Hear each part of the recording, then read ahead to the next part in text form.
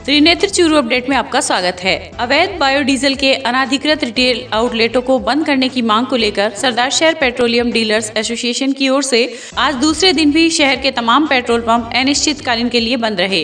वहीं petrol pump बंद होने के कारण वाहन चालकों को दिन भर तेल के लिए इधर उधर भटकना पड़ा। एसोसिएशन के सदस्यों ने बताया कि प्रशासन अपनी हठधर्मिता पर अड़ा हुआ है, जिसके चलते एसोसिएशन में आक्रोश व्याप्त है। प्रशासन को अपनी हठधर्मिता छोड़ के हमारे हितों को ध्यान में रखते हुए, आम जनता के परेशानी को देखते हुए हमारे को मदद करनी चाहिए और वार्ता के लिए बुलाए। मेरा करबद्ध निवेदन है, प्रशासन हमारे सुने। सर, कब तक जारी रहेगी आपका हड़ताल? जब तक प्रशासन नहीं सुनेगा तब तक जारी रहेगी और पूरे जिले में भी होगी हड़ताल। सर, आपका नाम? रवि। मुद्दा हमारा 4 बिंदुओं पे है। हमने क्या निवेदन किया कि जिला प्रशासन हमको सुनना नहीं चाह रहा है। अवैध तस्करी के माध्यम से सरदार शहर में 80,000 लीटर डीजल आता है। सर्वप्रथम स्वयं जिला प्रशासन के द्वारा ये किया गया था कि 18/8/2020 को जिला कलेक्टर ने एक टीम गठित की थी। उस टीम के द्वारा एक भी निरीक्षण, एक भी नमूना नहीं लिया गया। तत्पश्चात 12/10 को अतिरिक्त मुख्य सचिव के द्वारा आदेशित किया गया, उसकी कोई परिपालना नहीं की गई। आपके 9/11/2000 को खाद्य सचिव ने फिर आदेश जारी किए, उसकी कोई परिपालना नहीं की। इस संबंध में हमने 78 पत्र जिला कलेक्टर और रसद विभाग को प्रेषित किए गए, एक भी जांच नहीं। 1000 लीटर से अधिक कोई ला नहीं सकता। जिला रसद अधिकारी कहते हैं 2500 लीटर ला सकता है। तो कृपया हमें समझाएं ना, कौन ला सकता है, क्या कर सकता है। हम भी इस भारत के नागरिक है, लोकतांत्रिक व्यवस्था में हमें भी समझने का अधिकार है। आर्टिकल 19(1) हमें कहता है जानने का अधिकार हमें प्रदान किया, क्यों नहीं समझा रहे हमें। सुजानगढ़ के वार्ड नंबर 3 में सूर्य भगवान मंदिर के पीछे स्थित एक बंद मकान में चोरों ने 2.5 लाख रुपए नकदी पर हाथ साफ कर लिया। नंद गोपाल दाधीच के मकान में विगत 3 वर्षों से किराए पर रह रहे श्रवण कुमार ने बताया कि एक सप्ताह पहले पिछले रविवार को शादी में शामिल होने के लिए परिवार सहित गांव चाड़वास गए थे। रविवार को वापस आकर संभाला तो सड़क पर खुलने वाले दरवाजे पर ताला लटका हुआ था। वह अंदर के मुख्य दरवाजे के टूटा हुआ था। वह 3 कमरों व चौक में सामान बिखरा हुआ था। श्रवण कुमार ने बताया कि चोर 2.5 लाख रुपए नकद चुरा ले गए, जिनमें से 2 लाख रुपए दुकान के व 50,000 रुपए पत्नी एवं बच्चों की बचत के थे। मेरे परिवार में शादी थी, लास्ट संडे को गांव गया हुआ था चाड़वास, और आज मैं लौटा हूं 1 हफ्ते बाद में। तो मेरे यहाँ पे जब मैं घर पे आया तो मैंने देखा कि मेन जो बाहर का गेट है उस पर ताला लगा हुआ है।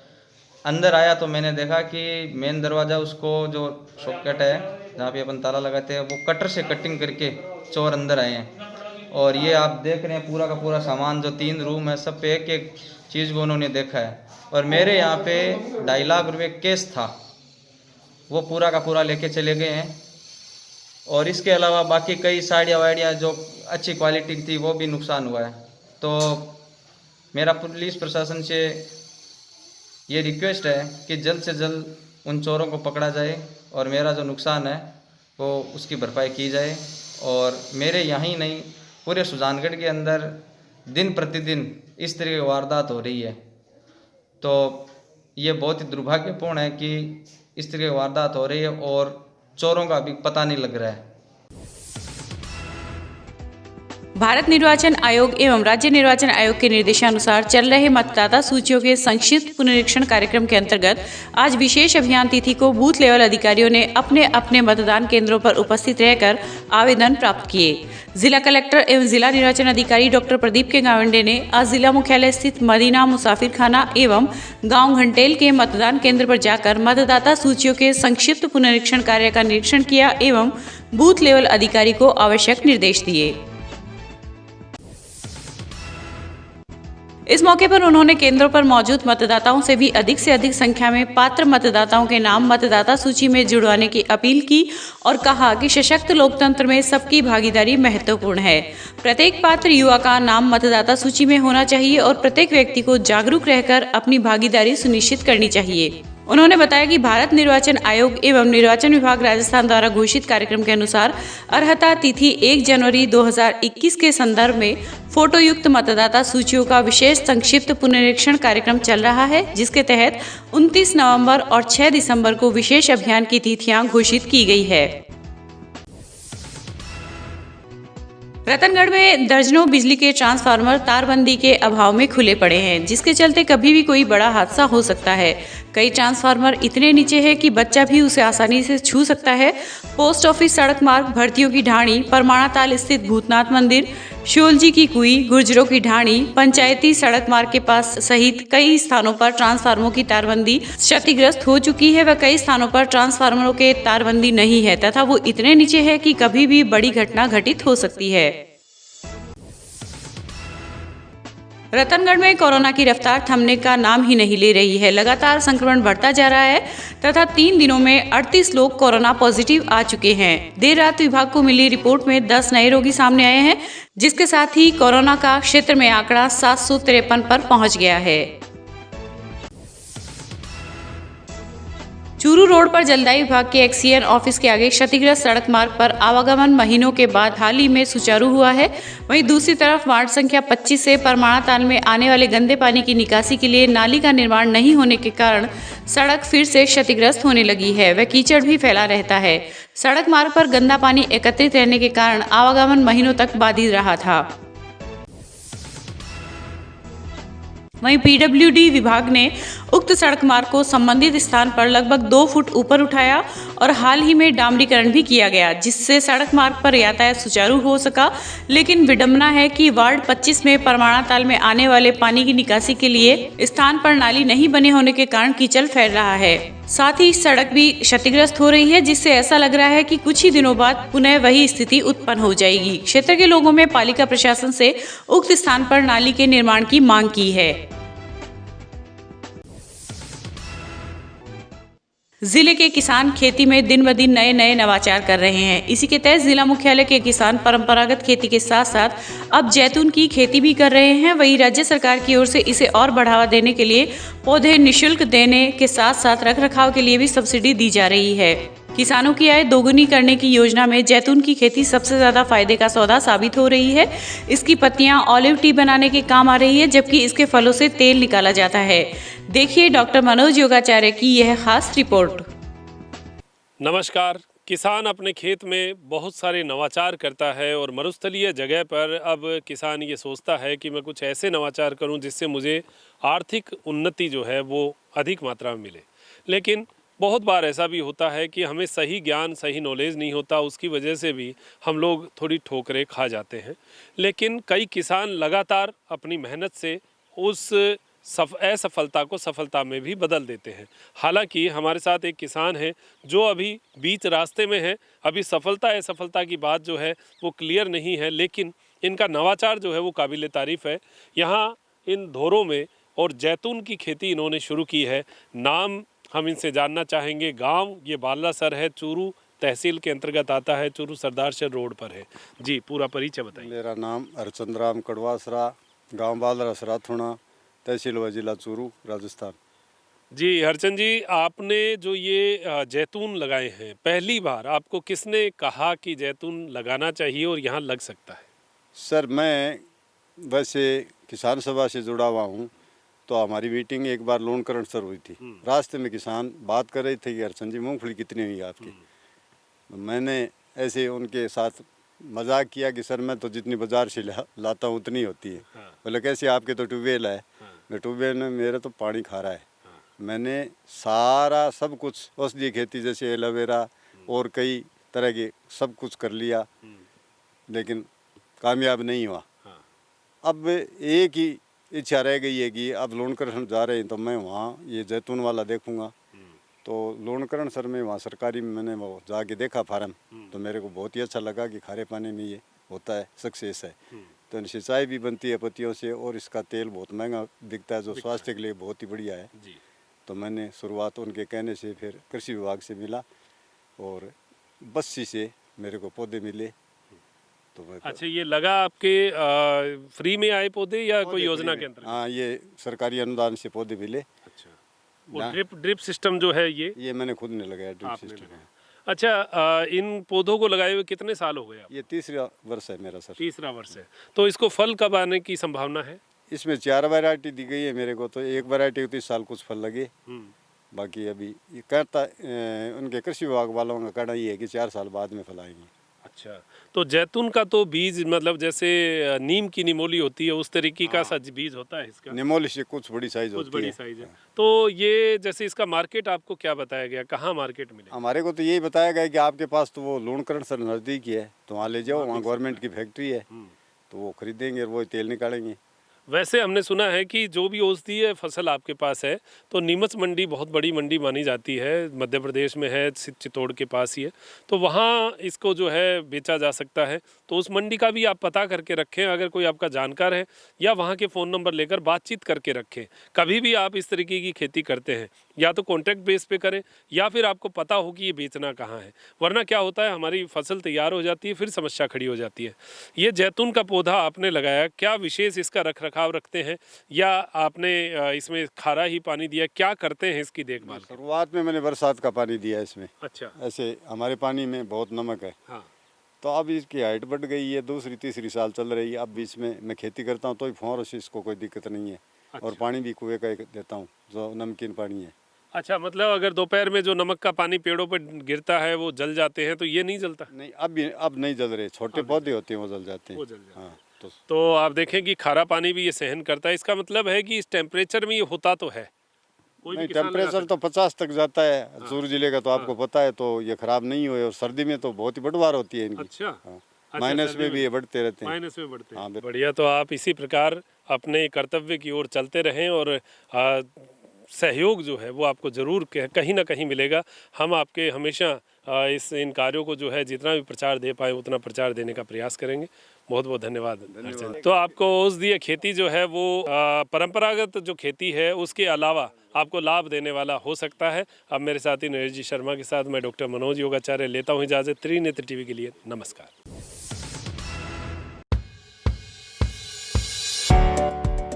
प्राकृतिक चिकित्सा और योग में डॉक्टर बनने का सुनहरा अवसर। श्रीमती रामकुमारी योग, आयुर्वेद एवं प्राकृतिक चिकित्सालय व मेडिकल कॉलेज, मुकुंदगढ़ मंडी, झुंझुनू। राजस्थान सरकार व राजस्थान आयुर्वेद विश्वविद्यालय जोधपुर से मान्यता प्राप्त कॉलेज से कर सकते हैं BNYS। 5 वर्ष का डिग्री कोर्स और 6 महीने की इंटर्नशिप के साथ अपने बच्चे को करवाइए BNYS। प्रवेश के लिए 10+2 में फिजिक्स, केमिस्ट्री और बायोलॉजी के साथ शिक्षण योग्यता आवश्यक। BNYS की विशेषता और करियर संभावनाएं। जिला स्तर पर प्राकृतिक चिकित्सा अधिकारी की पोस्टिंग की संभावनाएं। कॉर्पोरेट हॉस्पिटल में डॉक्टर और काउंसलर के पद पर नियुक्ति। होटल व वेलनेस सेंटर पर मेडिकल ऑफिसर के रूप में कार्य का अवसर। तो अपने बच्चे के उज्जवल भविष्य हेतु BNYS करवाने हेतु आज ही संपर्क करें श्रीमती रामकुमारी योग, आयुर्वेद एवं प्राकृतिक चिकित्सालय व मेडिकल कॉलेज, मुकुंदगढ़ मंडी, झुंझुनू।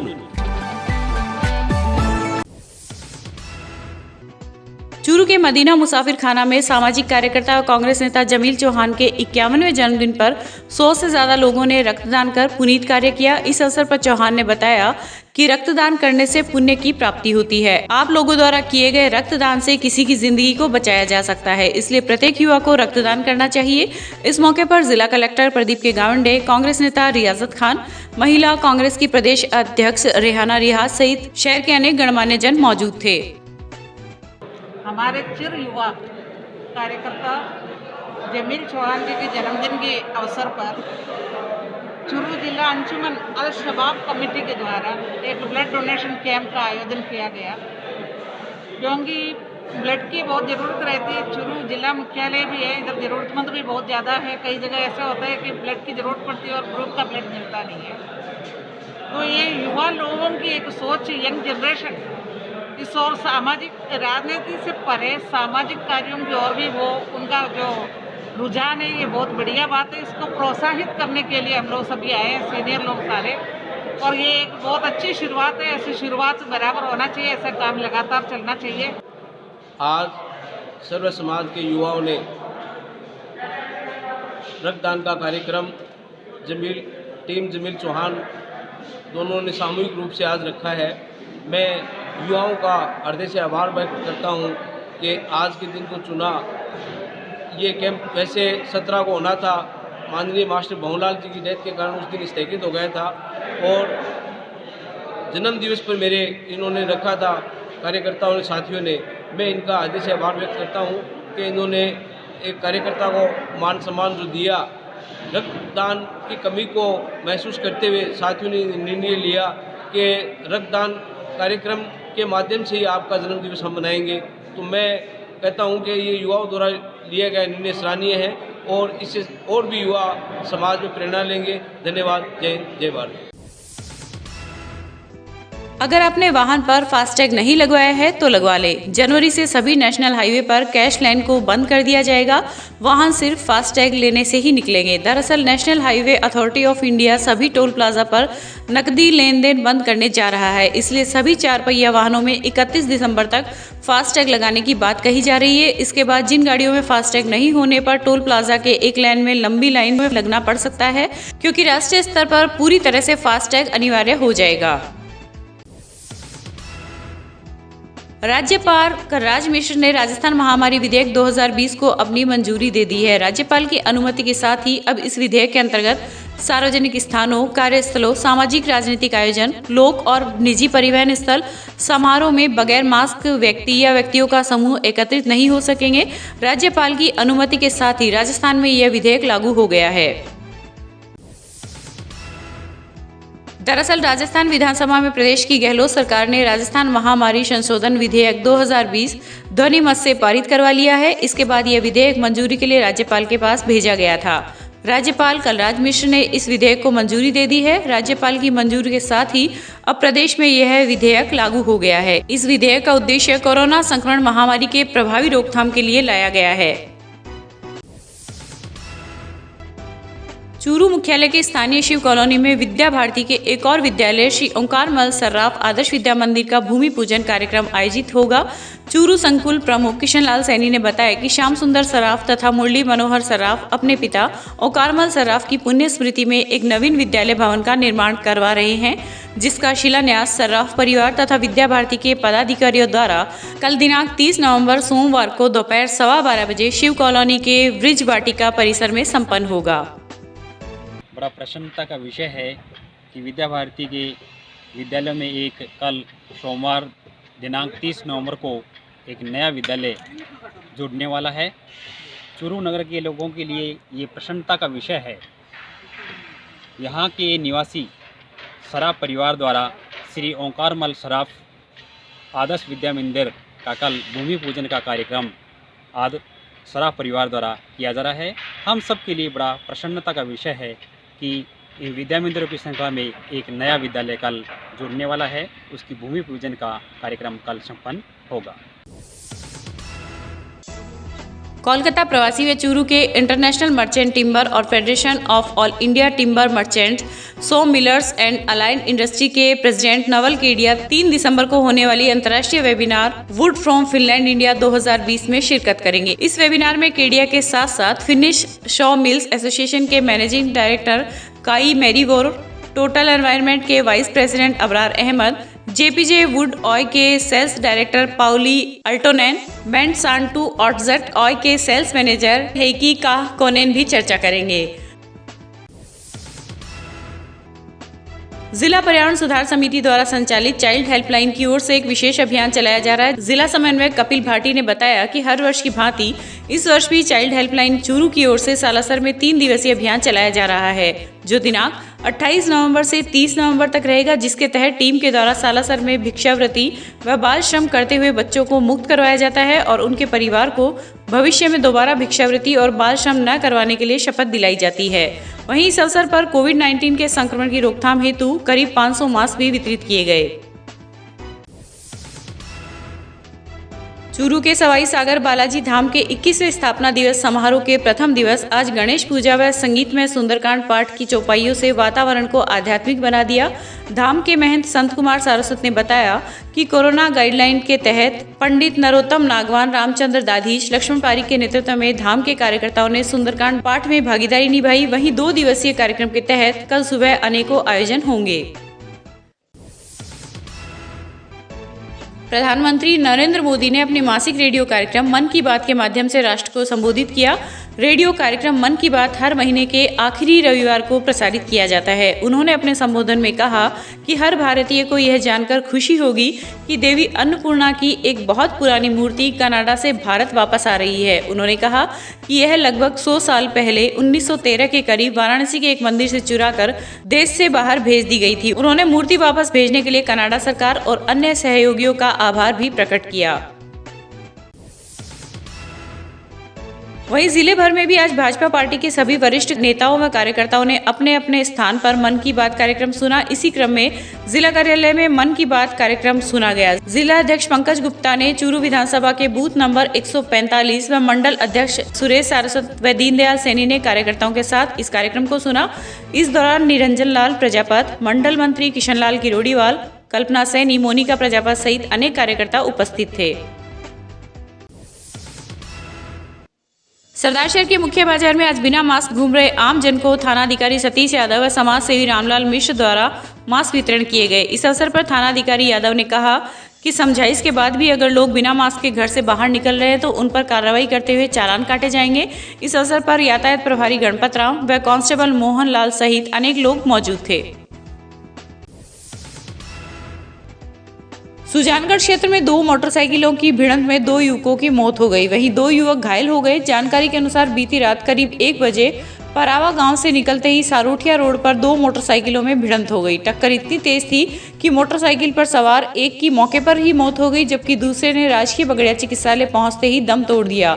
दोनों मृतकों के शव का पोस्टमार्टम करवाकर परिजनों को सौंप दिया है।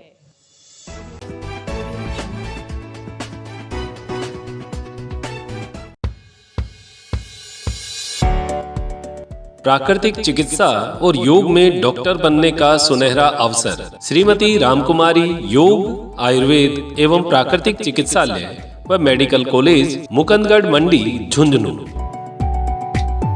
राजस्थान सरकार व राजस्थान आयुर्वेद विश्वविद्यालय जोधपुर से मान्यता प्राप्त कॉलेज से कर सकते हैं BNYS। 5 वर्ष का डिग्री कोर्स और 6 महीने की इंटर्नशिप के साथ अपने बच्चे को करवाइए BNYS। प्रवेश के लिए 10+2 में फिजिक्स, केमिस्ट्री और बायोलॉजी के साथ शिक्षण योग्यता आवश्यक। BNYS की विशेषता और कैरियर संभावनाएं। जिला स्तर पर प्राकृतिक चिकित्सा अधिकारी की पोस्टिंग की संभावनाएं। कॉर्पोरेट हॉस्पिटल में डॉक्टर और काउंसलर के पद पर नियुक्ति। होटल व वेलनेस सेंटर पर मेडिकल ऑफिसर के रूप में कार्य का अवसर। तो अपने बच्चे के उज्जवल भविष्य हेतु BNYS करवाने हेतु आज ही संपर्क करें श्रीमती रामकुमारी योग, आयुर्वेद एवं प्राकृतिक चिकित्सालय व मेडिकल कॉलेज, मुकुंदगढ़ मंडी, झुंझुनू।